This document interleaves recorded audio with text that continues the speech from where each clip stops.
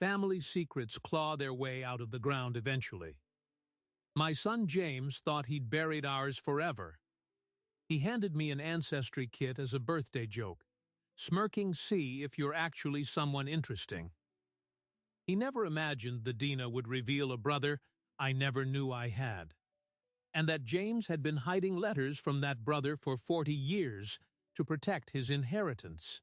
My name is Richard, and for most of my life I believed my biggest failure was a son I'd given up for adoption when I was barely out of my teens. I never spoke of him. I assumed he'd built a life without me. What I didn't know, what James made sure I'd never know, was that this boy had been writing to me for decades, and every single letter was intercepted, hidden, and eventually burned by the son who stood to inherit everything. The Dina kit was just the key that unlocked a vault of lies. To understand how we got to that moment, you have to understand the architecture of my family. I built a construction supply empire from nothing. Started with a single lumber yard in 1976, barely scraping by. Sleeping in the back office because I couldn't afford both rent and inventory. By the time James handed me that Ancestry kit, I was worth somewhere north of $80 million. I drive a 15-year-old pickup, still live in the same modest house where I raised my children, and wear the same brand of work boots I've worn for 3 decades. My wife Eleanor passed when James was 11. After that, it was just the two of us, and I poured everything into him. Private schools, college fully funded, a cushy vice president position in the company he never had to earn. He grew up knowing the money was coming. I thought that was a blessing. It was not. James has always had a sharp tongue, dressed up as humor. The Ancestry kit arrived on my 65th birthday, wrapped in comic pages, with a card that read, "Maybe we'll finally find out if you're related to Bigfoot." He laughed that particular laugh of his, the one that sounds like a compliment but lands like a slap. Sarah, my daughter-in-law, looked uncomfortable. My granddaughter Lily, 12 years old and already more perceptive than her father, didn't laugh at all. I opened the box, smiled the way fathers smile when their sons disappoint them publicly, and set it on the counter. I almost threw it away that night. But Lily asked me if we could do it together, her little fingers already tearing at the packaging. So we did. I spit in the tube, sealed it up, and mailed it off, thinking nothing more of it. That was mid-February. 7 weeks later, the results showed up in my email. I almost deleted it, thinking it was spam. The subject line read, "Your Dina results have arrived." I opened it while eating a bowl of cereal, half interested, expecting some vague breakdown about being 40% Scandinavian or whatever. What I saw made the spoon stop halfway to my mouth. At the top of the close relative matches, right under my daughter Lily, who'd tested with me for fun, was a name I didn't recognize. It said David M. Predicted relationship, son. Shared Dina, 49.8%. Not nephew. Not cousin. Son, my hands started shaking, and I'm not a man who shakes. I stared at the screen for what felt like 10 minutes, running through every possibility, every forgotten encounter, every conceivable mistake. Nothing added up except the one thing I had buried so deep I'd nearly convinced myself it wasn't real. 1974. I was 18 years old, fresh out of high school, working construction in Ohio. There was a girl named Margaret. We were young and careless and in love in the way that only teenagers with no money and no sense can be. She got pregnant. Her parents were strict, religious, unforgiving. They sent her away to a home for unwed mothers, and when the baby came, it was gone before I ever held it. I was told the adoption was closed, the records were sealed. I was told to move on, forget, never look back. I did what 18-year-old boys do when the world tells them they've committed a sin too large to fix. I buried it so deep that for 50 years I never spoke his name. I never even knew his name. His name was David. And now his name was in my email. The Ancestry platform had a messaging feature. I wrote to David with trembling fingers. A short note, something like, "I think I might be your father. I didn't know." I sent it, and then sat in the dark of my office for hours, unable to move. The reply came 3 days later, and when I read it, something inside me cracked open and didn't close again. "Mr. Colson," David wrote, "I have been writing to you for 39 years. I sent letters to your home address in Dayton, to your business, to every address I could find. I knew who you were when I was 21 years old. An adoption agency worker broke the rules and gave me your name. I have been reaching out since 1985. I have copies of every letter. I thought you didn't want to know me. Are you telling me you never received a single one?" I read that paragraph 15 times. Then I called my son James. His voice was bright, almost rehearsed, when he answered. I asked him if he'd ever seen letters addressed to me from someone named David. There was a pause on the line. Not a long one, but the kind of pause that doesn't belong in an innocent conversation. The kind that has weight. "No idea what you're talking about, Dad," he said. "Probably junk mail. You know how that stuff piles up." I hung up without saying goodbye. That night I drove to James's house unannounced. He lived in a 5,000 square foot colonial in the nicest part of town, the kind of house my money built, but my values never would have chosen. Sarah let me in, confused. James came down the stairs in a cashmere sweater, looking every inch the heir apparent. I told him what I'd found. I told him about David. I told him about the letters. And I watched his face very carefully. What I saw there was not surprise. It was the specific, controlled stillness of a man who has been waiting for a reckoning and hoped it would never arrive. "Dad," he said calmly, "you're getting yourself worked up over some scam artist who probably just wants a piece of the company." I asked him again about the letters. He denied it again. But the following week, I drove to the old Dayton house where we'd lived for 20 years before moving closer to the company headquarters. The current owners were kind enough to let me look through the attic, thinking I'd left something behind. In a forgotten corner, under a loose floorboard I never knew existed, I found a metal box. Inside were stacks of envelopes, all addressed to me, all unopened, all postmarked between 1985 and 2003.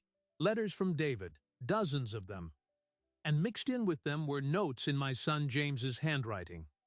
"Return to sender. Not at this address. Deceased, each one a separate lie.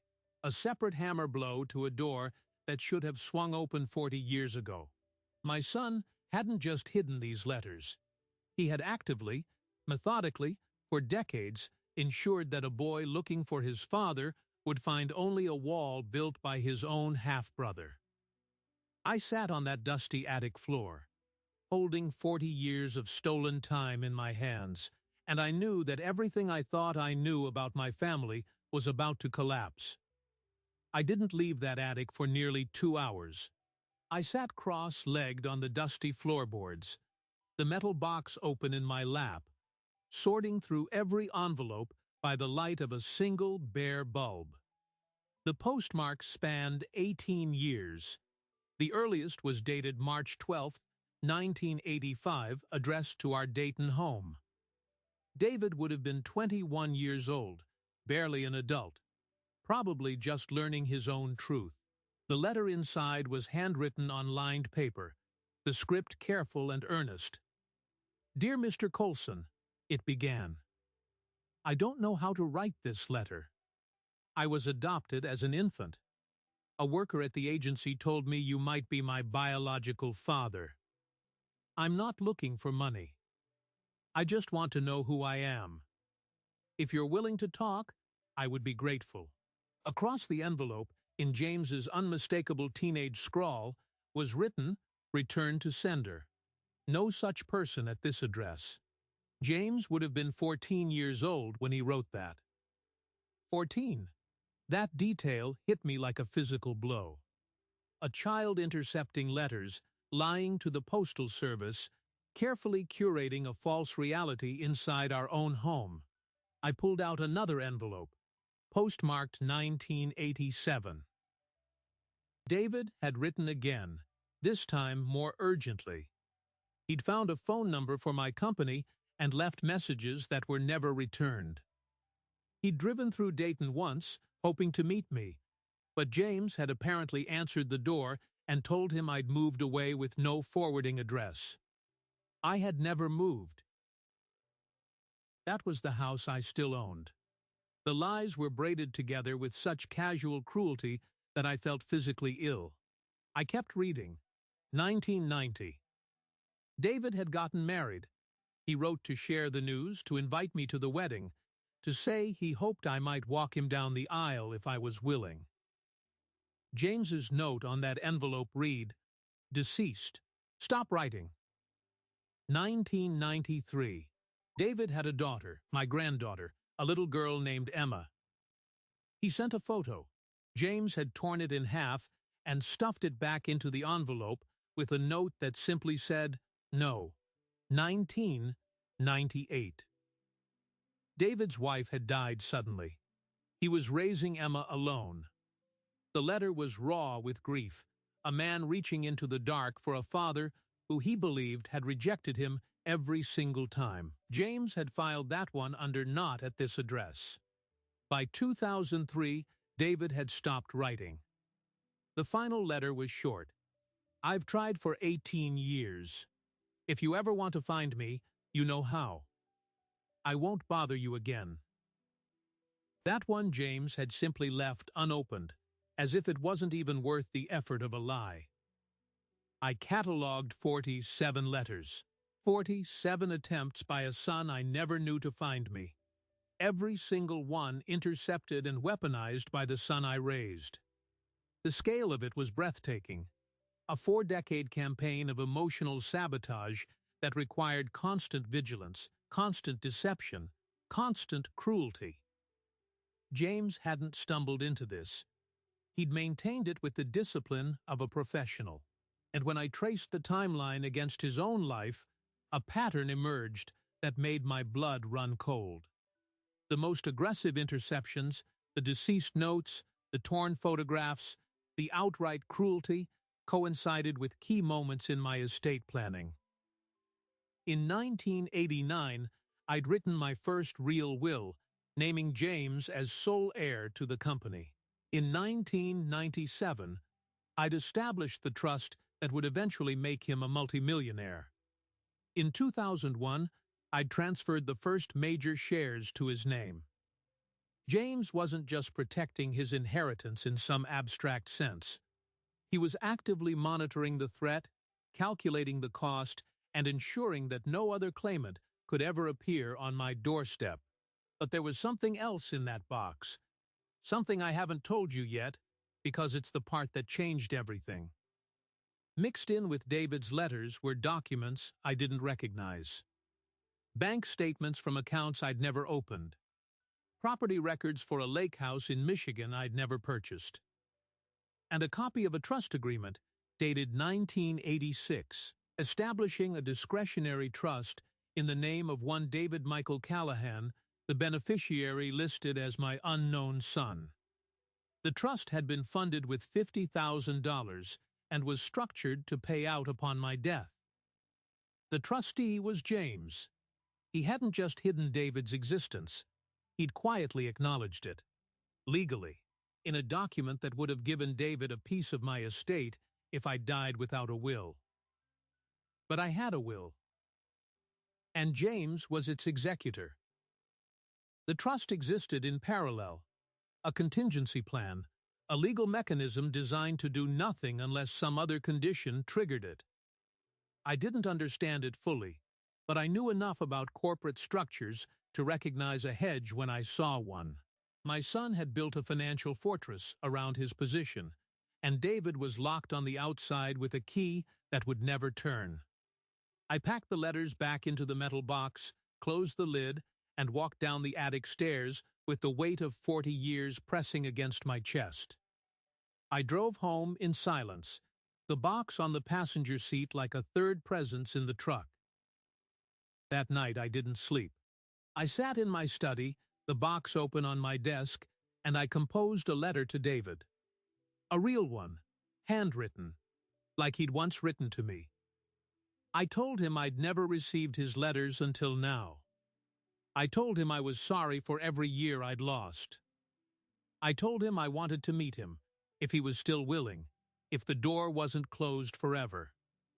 I mailed it the next morning, certified, with a return receipt. Then I waited. The response arrived 3 days later, not by mail but by phone. A number I didn't recognize appeared on my caller ID. I answered, and a man's voice, quiet and measured, said, "Is this Richard Colson?" I said yes. There was a long pause. Then, "This is David. I got your letter." His voice cracked on the last word. I realized he was crying. We talked for 2 hours that first night. I learned that David had grown up in a working-class family in Indiana, adopted by good people who'd loved him but never hidden his origins. He'd become an engineer, raised his daughter alone after his wife passed, and built a quiet, decent life without any of the advantages my money could have provided. He'd never stopped wondering about me, never stopped hoping, even after the letters stopped. He told me he'd once parked outside my company headquarters in 2005, watched me walk to my truck, and almost approached me. But he'd talked himself out of it, convinced that I must have known about the letters and simply chosen silence. I asked him why he'd never tried again after 2003. His answer made my grip tighten on the phone. "Someone called me," he said. "A man. He said he was your attorney. He told me if I ever contacted you again, they'd file harassment charges. He said you had a family and a son who was your only heir, and that any claim I made would be legally destroyed." I believed him. I asked David what the voice sounded like. He described a young man, confident, maybe in his 20s, with a slight Midwest accent and the practiced ease of someone used to getting his way. It was James. James had called David pretending to be my lawyer, threatened him with legal ruin, and finally succeeded in silencing him where the letters had failed. That was the final door. That was the moment David gave up. I confronted James the next day at his office. I walked past his assistant without knocking and closed the door behind me. He looked up from his desk with that polished smile he used for clients, and I dropped the metal box onto his mahogany blotter. The smile vanished. "Open it," I said. He didn't move. So I opened it for him, pulled out the first envelope with his handwriting on it, and laid it in front of him. "You were 14 years old," I said. "That's when this started. A child intercepting my mail and lying to a boy who just wanted to know his father. You've been doing this for 40 years. You called him. You pretended to be my lawyer. You threatened him." James's face went through 3 expressions in quick succession: shock, calculation, and finally a cold composure that I had never seen before. He leaned back in his chair, folded his hands, and said, "You have no idea what you're talking about. I was protecting you. Protecting the company. David could have sued for inheritance. He could have contested the will. I kept us safe." The rationalization was so seamless, so instantly available, that I realized he'd been rehearsing this defense for decades, waiting for the day I finally discovered the truth. "Safe from what?" I asked. "From a brother who wanted to know his own father? From a man who never asked for a dime?" James's jaw tightened. "You don't know that. You can't trust people like him. He could have been after anything." I looked at my son across that desk and saw a stranger. The boy I'd raised, the man I'd trusted to run my company, had orchestrated a 40-year campaign of fraud that kept my own son locked out of my life. And he'd done it not out of fear or protectiveness, but out of a calculated desire to keep every dollar inside his own orbit.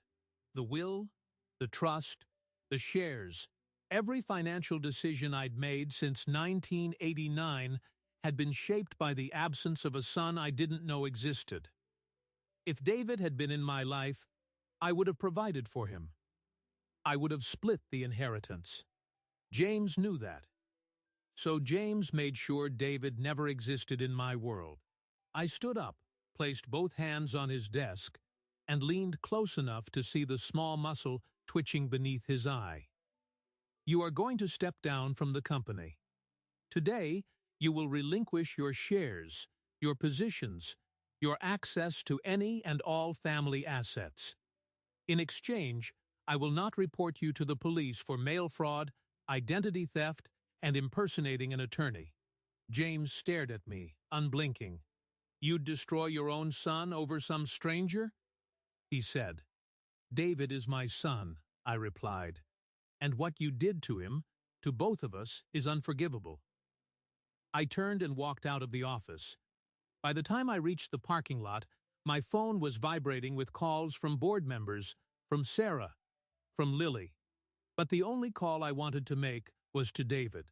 I invited him to come home. He said yes. David flew in on a Thursday morning. I picked him up at the airport in my old pickup, the same one he'd watched me climb into from a parking lot 17 years earlier, convinced I was a stranger who wanted nothing to do with him. I recognized him the second he stepped through the sliding glass doors. He had my father's jaw and my mother's eyes, and he walked with the same slightly uneven gait I'd seen in my own reflection 1,000 times. For a long moment, neither of us spoke. He set his bag down on the pavement, looked at me, and then simply opened his arms. We stood there in the passenger pickup lane with cars honking and strangers watching. A 70-year-old man and his 50-year-old son, and we held on to each other like we were trying to compress 40 lost years into a single embrace. I don't know how long we stood there.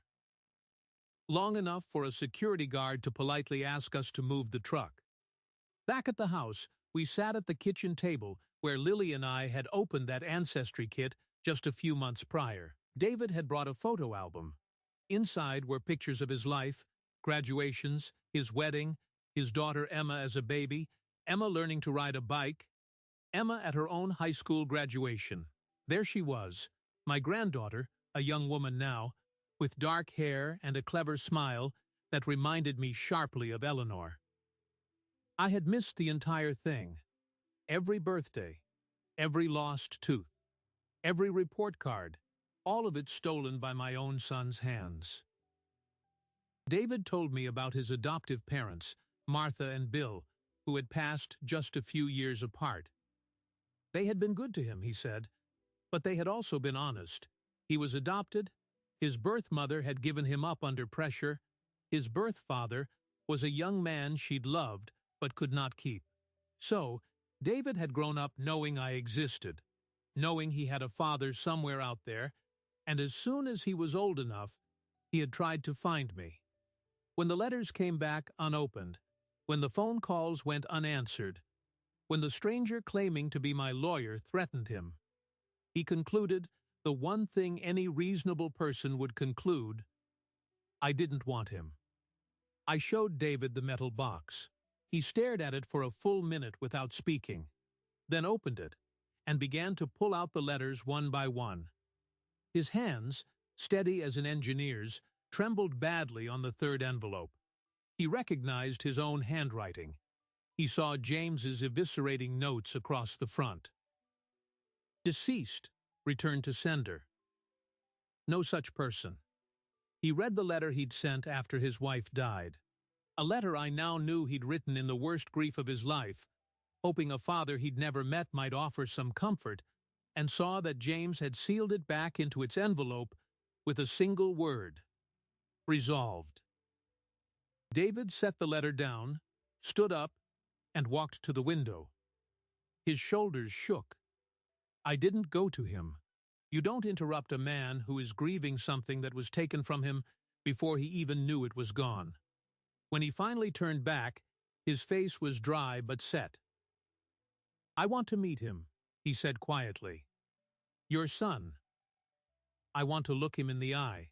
That meeting took place 3 days later, in a lawyer's conference room. Because by that point, nothing about this family business happened outside the presence of lawyers. James had refused to resign. He'd hired a team of attorneys who immediately began filing motions challenging my authority to remove him from the company, alleging that I was mentally compromised, that David's sudden appearance had manipulated me, that the metal box was a fabrication. They demanded DNA tests, depositions, financial audits. James was fighting back with the only weapon he had left: the legal system. He knew the letters were real, but he also knew that proving mail fraud from 40-year-old documents, with no living postmaster to testify, was an uphill battle. He planned to bury us in procedure until we ran out of either money or patience. He'd forgotten that I had considerably more of both than he did. The conference room was in a high-rise downtown, the kind with floor-to-ceiling windows and chairs that cost more than my first car.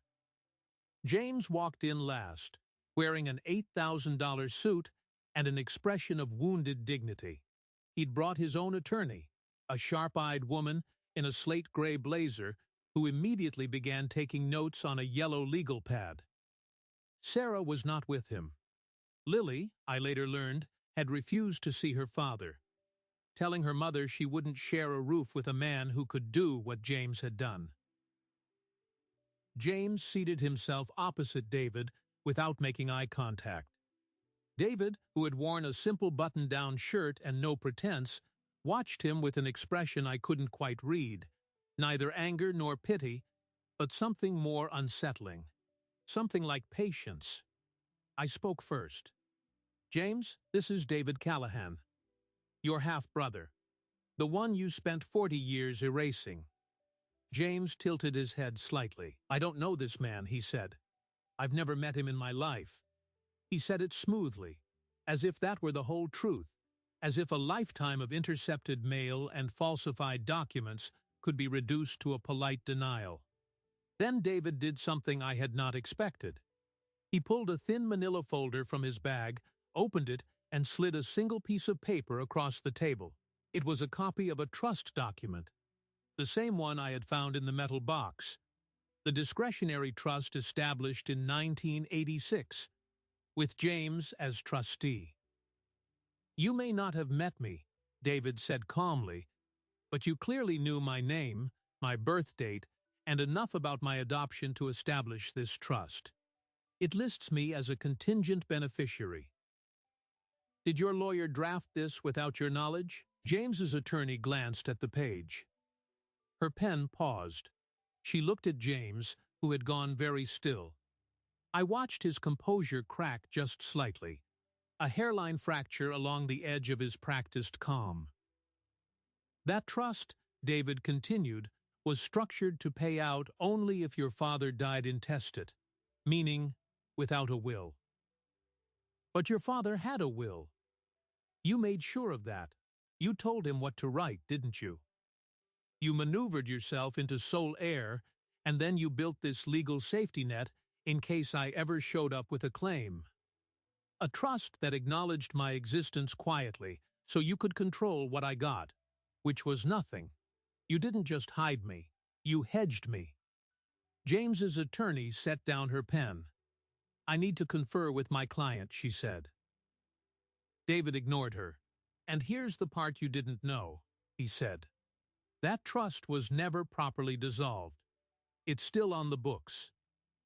With accumulated interest and adjustments for inflation, the principal now sits at a little over $400,000.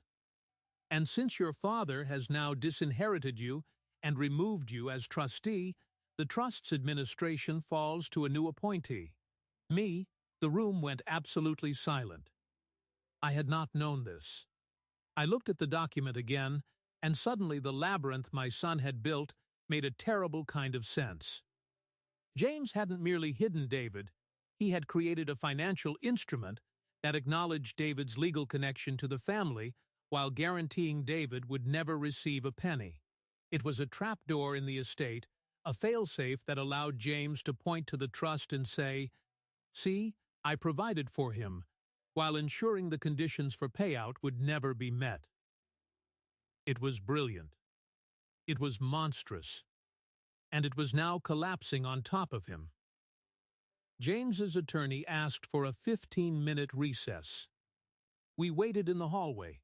David leaned against the wall with his arms crossed, and I saw on his face the strain of someone who had spent a lifetime being told he didn't belong, now watching the kingdom of lies buckle. I told him what I had not yet told anyone else. I had already begun the process of rewriting my will. David would inherit half of everything: the company, the properties, the trust assets, and James, if he continued this fight, would receive nothing. But I also told David that if he didn't want the money, if he didn't want the company, I would understand. He thought about it for a long moment. "I don't need your money," he said finally. "But I do want to know my father. And I want my daughter to know her grandfather. The rest is just numbers." That was when I realized truly how different my sons were. One had spent his life guarding a fortune he didn't earn. The other had spent his life reaching across a divide that someone else had dug. And he asked for nothing but the chance to finally cross it. When the attorneys returned, James's strategy had shifted. He had realized the trust was an undeniable paper trail linking him to David. So he switched to a different angle: parental alienation. He claimed I had been emotionally manipulated, that David was a con artist, that the whole Ancestry kit was a plant.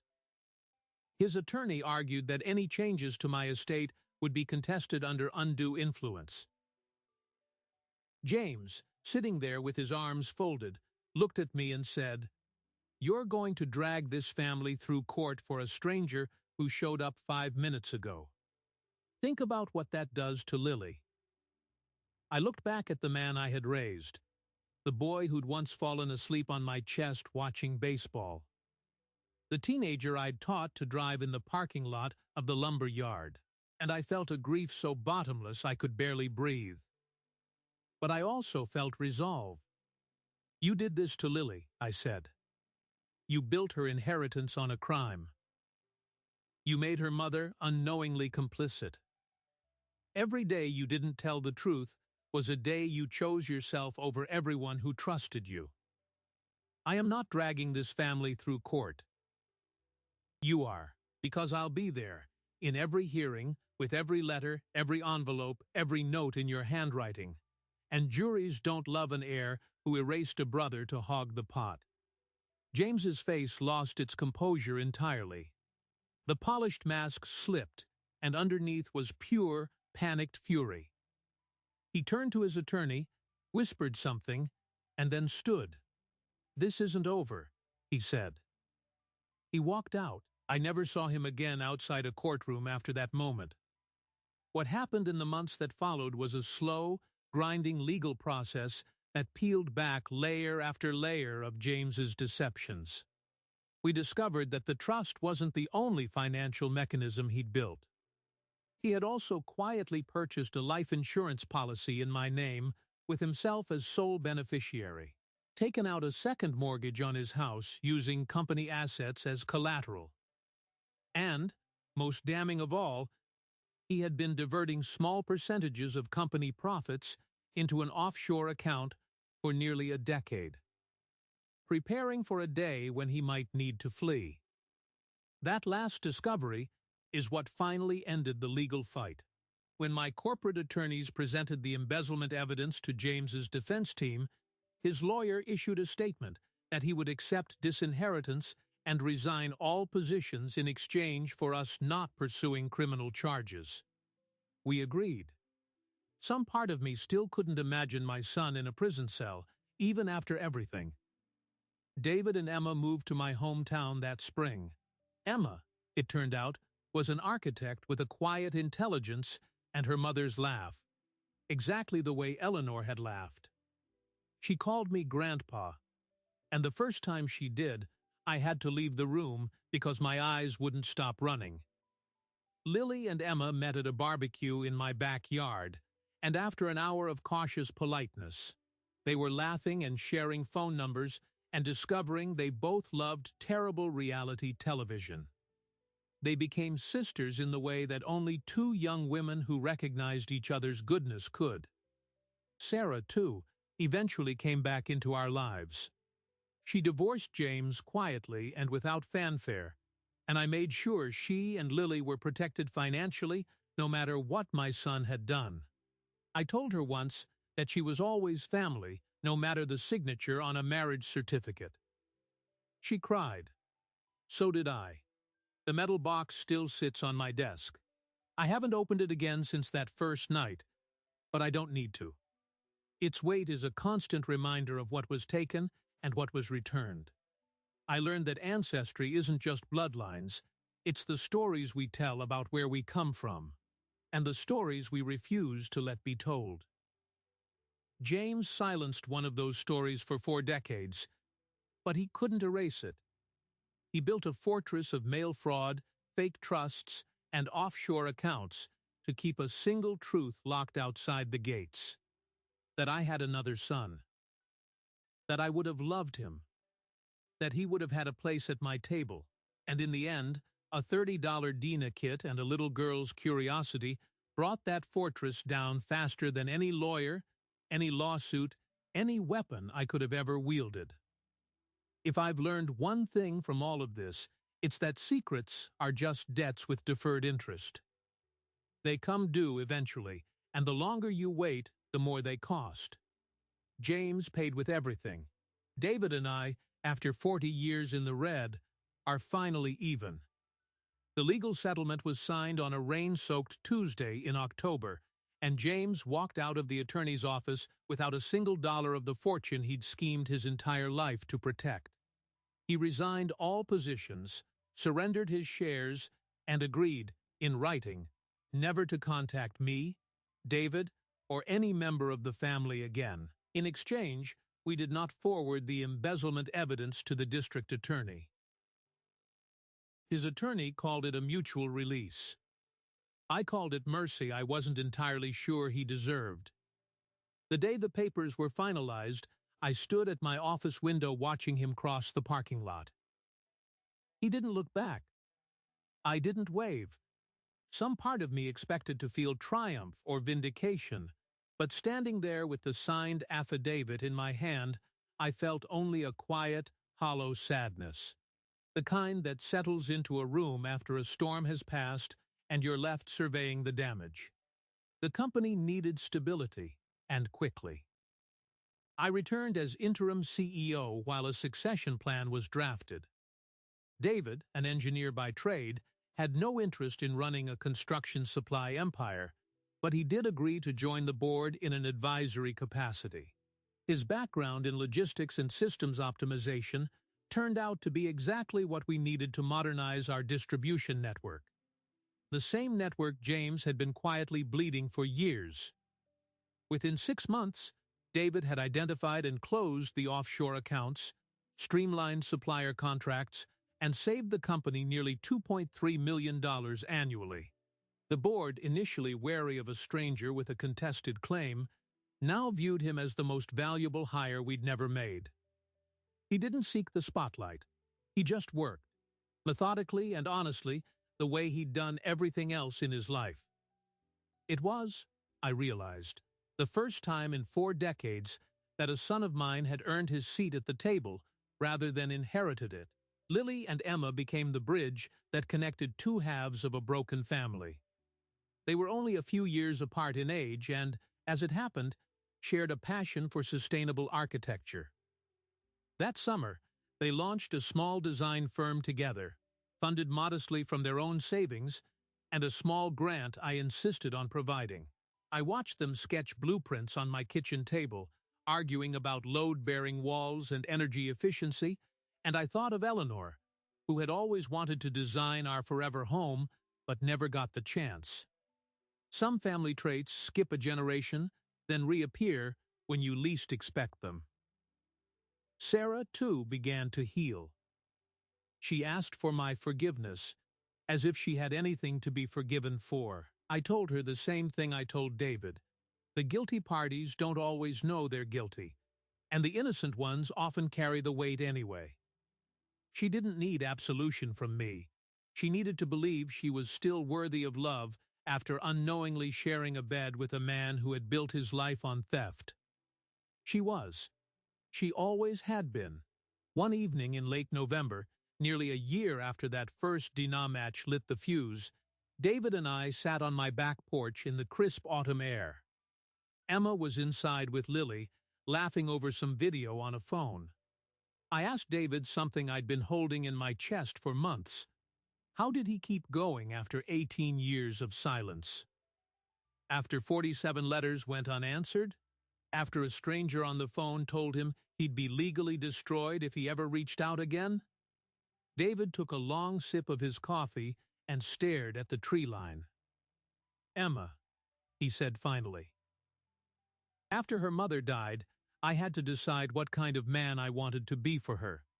I could be bitter, closed off. The kind of father who teaches his kid that the world is cruel and people can't be trusted. Or I could be open. I could keep trying to reach you, even if it hurt. Because showing her that love is worth the risk mattered more than protecting myself from rejection. He paused. I didn't keep writing for me. I kept writing because I wanted her to know, one day, that her father never gave up on the people who were supposed to love him. That was the moment I fully understood what James had stolen. It wasn't just the letters or the time or the inheritance. He had stolen the opportunity for me to be a father to a son who desperately needed one, and he had robbed David of the proof that his persistence was not in vain, that his father would have welcomed him with open arms if only I had known. Every year of silence had been a confirmation of abandonment, repeated 47 times. And yet David had not become bitter. He had become the kind of man who adopted a stray dog on the side of the highway, who coached his daughter's soccer team, who spent weekends building wheelchair ramps for veterans. He had chosen decency, over and over, without any assurance that the world would return the favor. I tell you this because it matters. Sometimes the people who are given the least by life become the ones who give the most. James had been handed everything and hoarded it. David had been handed nothing and built a life of quiet, stubborn grace. And then came the final revelation, the detail that, even after everything, I did not see coming. It was Lily who discovered it. She had become fascinated by how the Ancestry platform matched Dinah and had started digging into David's profile. She noticed something odd. The submission that matched David to me had not been initiated by David himself. It had been uploaded by a secondary account, a gift kit, purchased 14 months before I ever swabbed my cheek. Lily called Emma. Emma called David. What emerged was this: on David's 51st birthday, Emma had bought him an Ancestry kit as a present, almost as an afterthought. She had heard the stories about his biological father, knew he'd long since stopped searching, but thought maybe, just maybe, there was a connection out there. She'd swabbed him while he slept off a birthday dinner, sealed the tube, and mailed it without ever telling him. He had no idea his Dinah was in the system. He had no idea he'd been silently waiting in a database for anyone in his ancestral line to also submit a sample. And then James, in a fit of mockery, handed me a kit that Lily and I sent in, and the algorithm found its match. The cruelty of the joke was the very thing that burned the house of lies to the ground. When I tell people this part of the story, they often go quiet, Because what are the odds? A daughter's loving stealth, a granddaughter's innocent curiosity, and a son's contemptuous gag gift colliding in a database somewhere in Utah to reunite a father and son after 4 decades of engineered estrangement. If I believed in cosmic justice, I might call it that. As it is, I just call it the truth catching up to James in the one direction he never saw coming. He had spent 40 years monitoring mail, phones, legal documents, every conceivable vector where David might appear. But he never thought to monitor a consumer DINA database that didn't exist when his scheme began. He guarded the door so carefully that he forgot about the window. That winter, I did something I hadn't done in 30 years. I took a week off work. David, Emma, Lily, Sarah, and I flew to a small coastal town in Maine where David had always wanted to visit but never had the money. We stayed in a crooked little inn overlooking the water, ate lobster on paper plates, and spent evenings playing board games by a fireplace. I taught Emma how to skip stones, even though I was terrible at it. She taught me how to use the video call function on my phone so I could see her face even when I was back in West Virginia. David and I walked a rocky beach on the second morning, and without either of us saying a word, we stopped and watched the sunrise. He put his hand on my shoulder, and I put my arm around his back, and we stood like that. 2 old men who had lost half a lifetime but had decided, together, that the remaining half would not be wasted. I cannot get those 40 years back. Neither can he. But we can make sure the years we have left are filled with something James could never manufacture. An unguarded, uncalculated, unbrokered love between a father and a son who refused to give up on each other even when the world did everything in its power to keep them apart. As for James, I don't know where he is. He changed his phone number, moved out of state, and reportedly took a mid-level sales job in a city far from here. I don't wish him ill. I wish him the one thing he never gave David or me, the chance to confront himself honestly. The letters are still in the metal box. Someday I may give them to David for good, but not yet. For now, they are a reminder that secrets are patient, that lies require constant maintenance, and that the truth, no matter how deeply buried, will find its way to the surface. It might take 40 years. It might take a daughter's birthday gift. But it will find its way. I have thought a great deal about that word. Inheritance. For most of my life, I believed it meant money, property, a company to pass down. James certainly believed that. He built an entire architecture of lies to protect what he thought was his birthright. But sitting here now, watching David teach Emma to drive in the same parking lot where I once taught James, I understand something I couldn't see back then. The real inheritance was never the money. It was the years, the conversations, the quiet mornings on a porch, the chance to be known, really known, by the people who share your blood. You cannot steal those things with a trust or a will. They are earned in hours and minutes. James traded all of it for a 0 on a balance sheet, and he ended up with neither. There is a question I am asked now, in the aftermath. Do I regret how I raised James? Did I somehow create the man he became? I've sat with that question for a long time. I don't have a simple answer. I gave him every advantage, and perhaps that was the mistake. I gave him the keys without ever making him earn the locks. But I also believe that character is not solely a product of parenting. It's a series of choices made in private moments when no one is watching. James chose to intercept that first letter at 14. He chose to forge deceased on an envelope from a grieving adult son. He chose again and again for 40 years to protect himself at the expense of a brother he'd never met. That was him, not me. And yet, I will carry the weight of wondering if I could have seen it sooner. That's what fathers do. Here is what I hope you take from this story.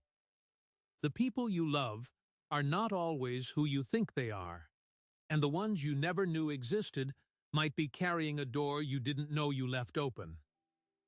David didn't need my money to build a good life. He needed my presence to make it whole.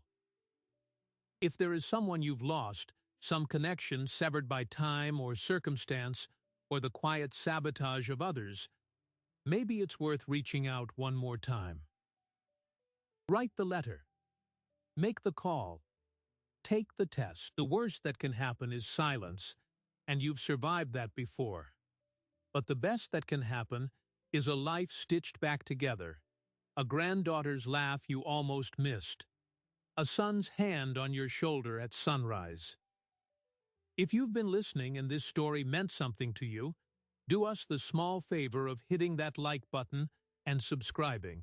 Most people watch these stories and never do it, but it costs nothing and it's the only way more of them get told. So thank you genuinely. I'm still here, still wearing this old shirt, still driving that beat-up truck. But the passenger seat isn't empty anymore. And that, I think, is the whole point.